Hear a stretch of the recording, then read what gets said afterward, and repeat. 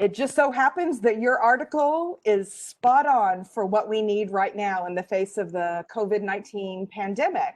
Yeah. I'll let viewers read your article for the details, but I wonder if you could just very briefly summarize what led to the article. Basically, what happened was I had an incident in my family. My wife required surgery. So I had to stay here to look after her for a week.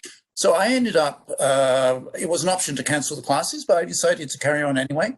And so I continued with the regular classes. And I was intrigued by, it was the first time I'd ever done anything like that. So I wanted to just see what the effect of all this was. So I, in those courses, had weekly quizzes. So I asked the students to do the quizzes before the week of being online. They did a quiz based on the material they learned in that week online, and they did another quiz based on going back to the classroom afterwards as well. And then I also had some other data which I collected over the years of similar types of quizzes from the same classes, different cohorts.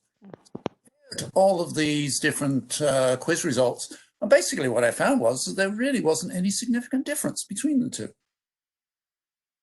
So I was encouraged.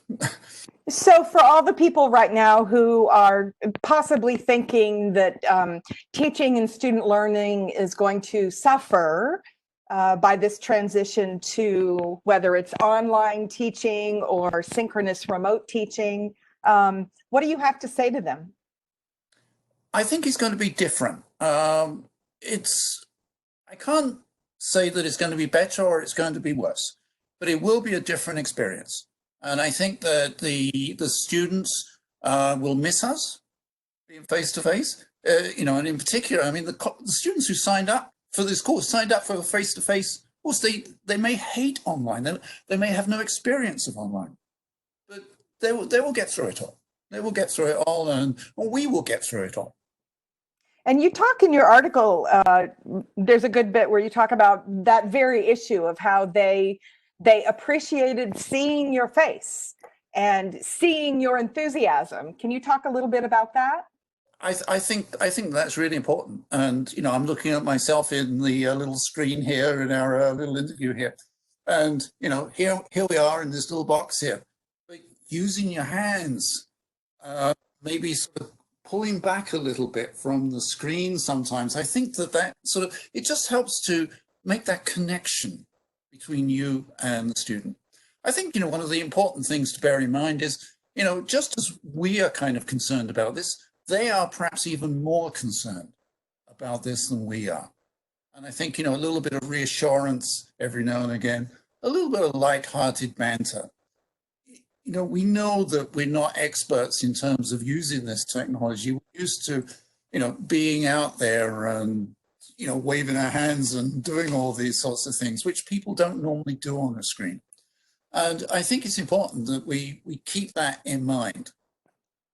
So we're not just talking heads, right? Not just talking heads, we're one talking way, bodies, but we're also listening bodies. I think, one of the big differences between this experience and the face-to-face experiences, typically you do get a little less response from the students. And I think that's inevitable.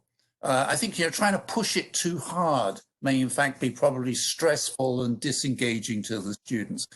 By all means, open up a little bit, bring students in, but don't make this a barrier.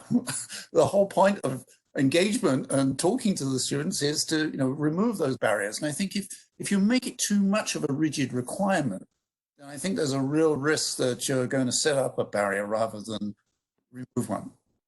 So amid the uncertainty, though, I'm wondering, with your experience in your project, what did you do? What did you draw on?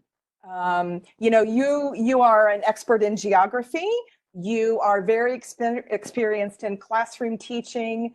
What did you draw on for your time in this unfamiliar environment?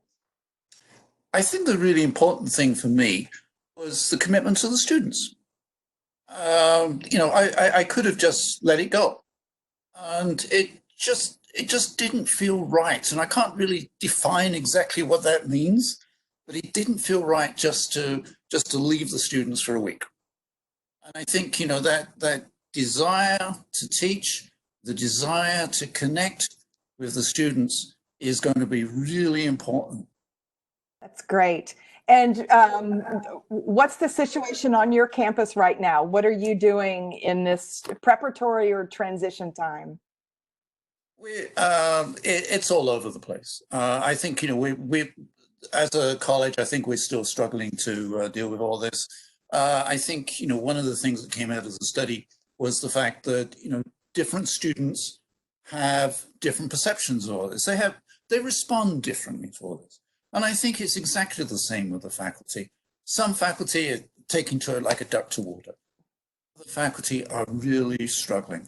And I think it's really important to have, you know, some sort of community practice. You know, it may be a community of instructors who are all struggling.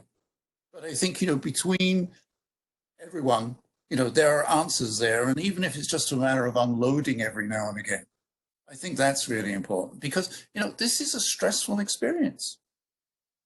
Yeah. Terence Day, is there any final word of advice you have for all of us? Good luck. I think, you know, there are no real experts in this. I think that, you know, for the novice in particular, you know, keep it simple. Don't get too ambitious in terms of what you're trying to do. I think in terms of, you know, for me, it was important to try and replicate the classroom experience as far as I possibly could. Don't be sort of too pushy with the students. They're really stressed, and you may have this really ace assignment that really challenges the best of the students. The students have enough stress right now. And, you know, just trying to moderate expectations of both the students and yourself.